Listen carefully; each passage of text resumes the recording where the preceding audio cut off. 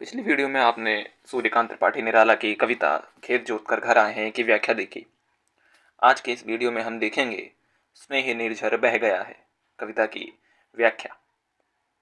तो बिना समय के बर्बादी के आपको सीधे ही वीडियो की ओर लिए चलते हैं। मैं हूं रविशंकर सिंह और आप देख रहे हैं जिज्ञासा द थर्ड आई।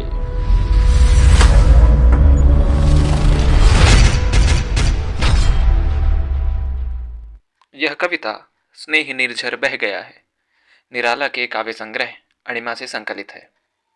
हम शुरू करते हैं कविता स्नेह निर्झर बह गया है।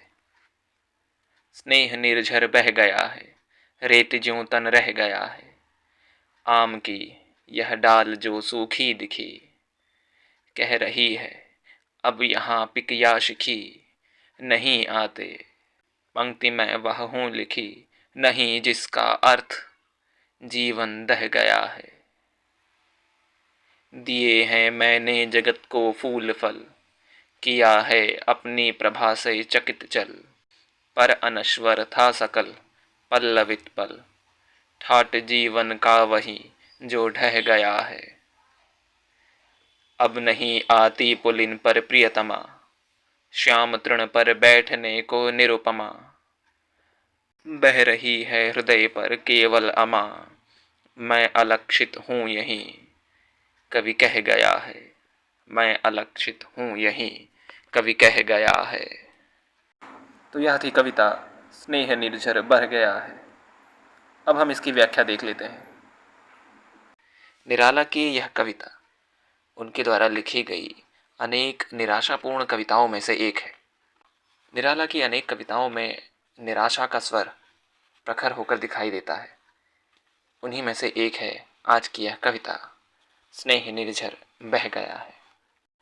इसमें कवि स्वयं को जीवन के उस बिंदु पर अनुभव करता है जहां प्रेम रूपी निर्झर यानी कि झरना सूख चुका है। अब इस जीवन में उसे आनंद की कोई आशा नहीं बची। उसे अपना शरीर रेत के समान निरर्थक प्रतीत होता है, जैसा कि झरना सूख जाने पर या तालाब के सूख जाने पर केवल रेत बचती है। निराला को अपना जीवन ठीक उसी प्रकार लग रहा है। किसी समय आम की हरी भरी डाली के सदृश कवि प्रफुल्लित रहा करता था, जिस पर कोयल निरंतर कूकती रहती थी। तोते और अन्य पक्षी भी वहां आते जाते रहते थे। अब वह डाली सूख चुकी है। इसी कारण अब यहाँ कोयल या मोर या अन्य कोई भी पक्षी आकर नहीं बैठता। सौंदर्य और आनंद का मेला कवि के जीवन से समाप्त हो चुका है। अब तो वह ऐसी पंक्ति बनकर रह गया है जिसका कोई अर्थ नहीं है, यानी कि एक ऐसा सेंटेंस, एक ऐसा वाक्य बनकर रह गया है जिस वाक्य का, जिस सेंटेंस का कोई अर्थ नहीं होता। अर्थहीनता का यह एहसास कवि मन को कचोट रहा है। अर्थहीन जीवन उसे राख के समान प्रतीत होता है।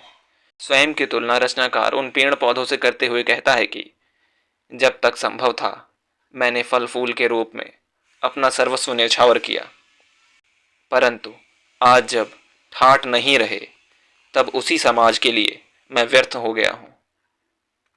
अपनी रचनाओं के रूप में रचनाकार समाज को निरंतर लाभान्वित करता है, परंतु जीवन की विषमताओं और अभावों से थक कर जब वह टूटने सा लग जाता है तब उसे समाज से सहारा नहीं मिलता।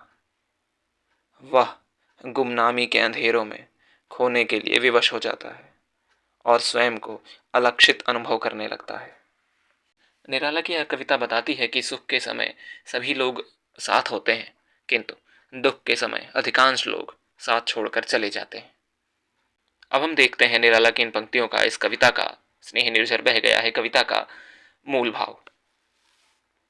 अपनी कविता में अपनी आंतरिक शक्ति, ऊर्जा अथवा प्राण शक्ति के धीरे धीरे समाप्त होने के कारण यह कविता निराला कह रहे हैं। जिस प्रकार किसी जल स्रोत के सूख जाने पर उसके स्थान पर रेत मात्र रह जाती है, उसी प्रकार कवि को लगता है कि उसके जीवन में स्नेह का स्रोत सूख जाने पर वही हालत, वही निरस्ता, वही अनाकर्षण उसके जीवन में भी आ गया है। वह स्वयं को रेत के समान समझने लगा है। कवि कहता है कि उनका जीवन एक अर्थहीन पंक्ति की तरह बनकर रह गया है, जिस प्रकार निरर्थक पंक्ति की ओर कोई ध्यान नहीं देता है, उसी प्रकार का निराला का जीवन भी उपेक्षित सा हो गया है। जीवन को निरर्थक पंक्ति से उपमित करने के कारण इस कविता में निरर्थक बोध गहराता चला जाता है। कवि विपरीत परिस्थितियों में भी अपने आत्मगौरव को नहीं भूल पाते। एक और उन्हें लगता है कि उनका जीवन सूखी हुई टहनी की तरह निरर्थक हो चुका है, तो दूसरी ओर वे सोचते हैं कि जिस प्राणदायी सृजन शक्ति ने उस टहनी को हरा भरा किया था वह अमर है। कविवर स्पष्ट करते हैं कि हरियाली के वे क्षण अमर थे जिनमें वह डाली फूल फलों से लदी हुई थी और अपनी संपदा से संसार को ललचाती थी। भले ही उनके जीवन की बाहरी चमक दमक हरी भरी डाली के सूखने की तरह समाप्त हो गई हो, परंतु फिर भी उनकी सृजन शक्ति अमर है। वह मरी नहीं है, वह समाप्त नहीं हुई है। निराला को अपने साहित्य की गरिमा पर अटूट विश्वास था, इसलिए वे अपने सृजन को, अपनी साहित्यिक रचनाओं को अमर बनाते चले गए। अब हम देखते हैं निराला की यह कविता स्नेह निर्झर बह गया है की विशेषताओं को, क्योंकि बिना विशेषताओं के व्याख्या कभी भी पूरी नहीं होती। अब हम इसकी विशेषताएं देख लेते हैं। इस कविता की विशेषताओं में सर्वप्रथम आता है कि निराला ने सरल भाषा का प्रयोग किया है।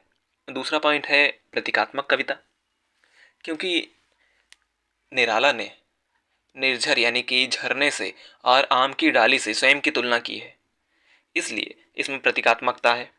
पुलिन पर प्रियतमा पंक्ति के अंदर अनुप्रास अलंकार है। तत्सम शब्दों का प्रयोग प्रायः बहुलता से निराला द्वारा होता ही है।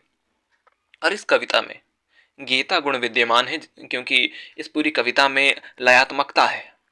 यह कविता निराला की निराशा भरी कविताओं में से एक है और मुक्त छंद तो निराला की विशेषता है ही। तो यह थी निराला की कविता स्नेह निर्झर बह गया है। अगली कड़ी में हम देखेंगे वरदे वीणा वादिनी वरदे। तो आज के लिए बस इतना ही, फिर मिलते हैं। तब तक के लिए चैनल को सब्सक्राइब कीजिए, वीडियो को लाइक कीजिए, हमें कमेंट बॉक्स में बताते रहिए आपको और किन प्रश्नों के उत्तर देखने हैं। तब तक के लिए दीजिए इजाजत। जय हिंद, जय भारत।